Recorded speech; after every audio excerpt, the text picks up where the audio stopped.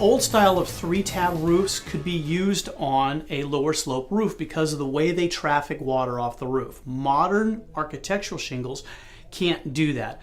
They're a tighter connection where they come together, and the manufacturers say don't use them on a low slope because as they come down, the water gets between the two shingles where they come together and it can work its way under the shingles. So let's talk about modern houses. You know, architects design some beautiful houses. They really do.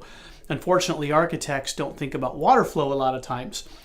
We live in Portland. It rains a lot here. You've got trees, debris, moss, and water flow. And if you have an architect that designs a beautiful house, the builder builds the house, but then they hire the cheap contractor to keep their costs down to put the roof on, they're not going to think about that water flow. And so we've talked about this before. It's called a dead valley. They'll have two great big dormers coming down into this low slope area.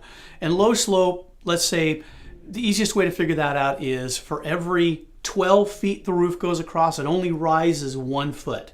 So it's really low. The water just can't get off the roof. And you'll have a contractor that's the cheap guy say, well, I'm going to put this roof on and move on, and they're going to see me again. So they just put the architectural shingles in that area. And it doesn't leak for a while. You may get 5, 7, maybe 10 years, and then the leak happens.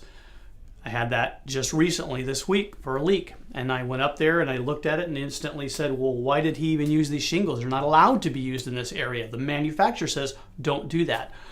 And so on these low slope roofs, if you're going to use an architectural shingle, it has to be a certain pitch and there's a certain way to go on, or a membrane needs to be used in that area.